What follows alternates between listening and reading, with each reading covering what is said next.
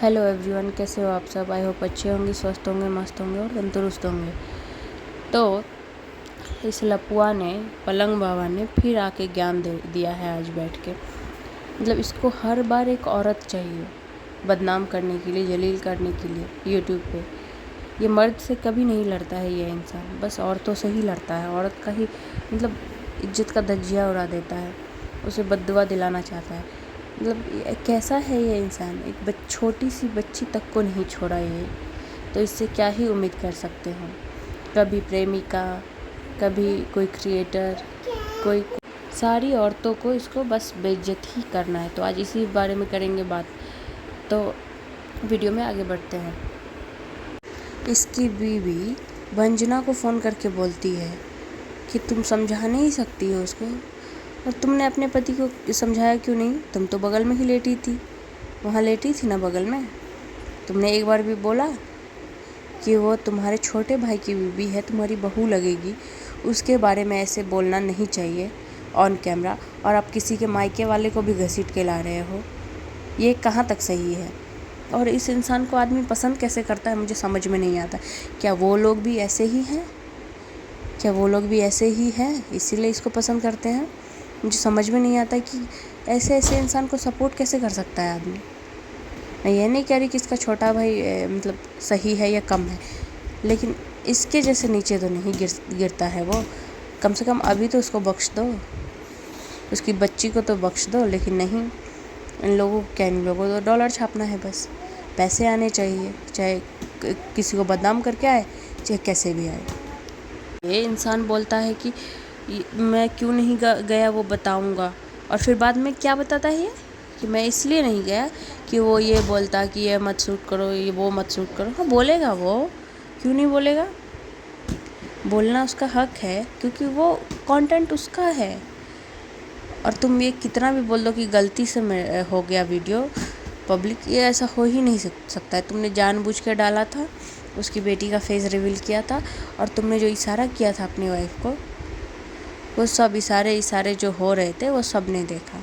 तो इसीलिए यहाँ ना जनता सी नहीं बैठी है कि तुम जैसे अपनी बीवी को पढ़ाते हो वैसे सबको पढ़ा लोगे, समझा ना। तो थोड़ा हद में रहो, कम से कम लिहाज करो रिश्ते का। और तुम्हें कब से अपने माँ बाप की चिंता होने लगी? जब तुमने पिछले साल इतना बड़ा कांड किया था, तब तुम्हें याद था कि मेरे माँ बाप भी हैं, उन्हें लोग क्या कहेंगे।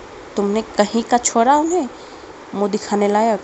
घर में झगड़ा अलग बात है, लेकिन जो तुमने किया बीवी के होते हुए भी, तुमने कहीं का छोड़ा किसी को? तब तुम्हें माँ बाप का याद नहीं आया? तुम्हें तब माँ बाप का चिंता नहीं हुआ? और अभी इतनी छोटी सी बात को लेके तुम बतंगर कर रहे हो। औकात है तुम्हारी? औकात अगर होती तो ना तुम उसका फेस रिवील करते, और ना ही उस बच्चे को सिर्फ 500 रुपये देते। तुम बड़ा गर्व से बोलते हो आके कि मैं नहीं दूंगा। तुम जैसे इंसान से उम्मीद भी क्या कर सकते हैं लोग कि प्रेमिका की बेटी को कितना चीज़, हार ये वो सब दे दिए, लुटा दिए तुम। हाँ, और जब अपने भाई की बारी आई तो उसकी बीवी को बेइज्जत कर रहे हो, उस बच्ची को बद्दुआ दिलवाना चाहते हो। लेकिन ये मत सोचो भगवान ऊपर बैठा है। अगर तुम किसी के साथ ऐसा करोगे तो आज 2-4 लोग या तुम्हारे जो चमचे हैं वो तुमको बोल देंगे आके कमेंट में अच्छा अच्छा। लेकिन भगवान से डरो। और इस इंसान की नीचता देखो कि बेचारी के रंजना के मायके वाले तक को घसीट लिया है इसमें। तो ये सोचो, ये जब अपने भाई की ससुराल वालों के साथ ऐसा कर सकता है, तो ये अपने ससुराल वालों को कितना नीचे गिराता होगा। बस सोचो आप लोग, ये इतना नीच है, गिरा हुआ इंसान है ये, और चला है ज्ञान देने। और ये भाई साहब बोल रहे हैं कि मैं परिवार वाला हूँ। परिवार वाले हो? बच्ची तुम्हारी थी, तुम उसको अपना समझते थे। अगर तुम उसको अपना समझते तो ये जो कर रहे हो वो करते ही नहीं। और तुम क्या बोल रहे हो कि वो बोल रहा है कि फेस क्यों दिखाया, मैं डे 1 का 2 का 3 का जैसा होगा वैसा दिखाऊंगा। उसका मन भाई, उसकी मर्जी। तुमको जब छोड़ दी थी तुम्हारी प्रेमिका, तुम कैसे छटपटा के तिल मिला के जैसा मन वैसा वीडियो डाल रहे थे। तो उसकी मर्जी भाई, उसको जैसे डालना है, जो डालना है, कम से कम वो तुम्हारी तरह नीच तो नहीं है। और ये भाई साहब ये बोलते हैं कि वो उसके पास तो पैसा है ही नहीं। छोटे राजकुमार को सारा अपनी बीवी के अकाउंट में ट्रांसफ़र। मेरे पति भी ऐसा ही करते हैं, या लगभग जो अपनी पत्नी को प्यार करता है वो सबके पति ऐसे ही करते हैं। तुमको उससे क्या, सब तुम्हारे जैसे नीच नहीं होते हैं ना, सब तुम्हारे जैसे नीच तो होते नहीं हैं कि बीवी को कुछ पता ही ना चले, बीवी को कुछ बताना ही नहीं है। अब उन दोनों में इतना प्यार है तो तुम्हें क्यों जलन हो रही है? तुमको उससे मतलब क्या है?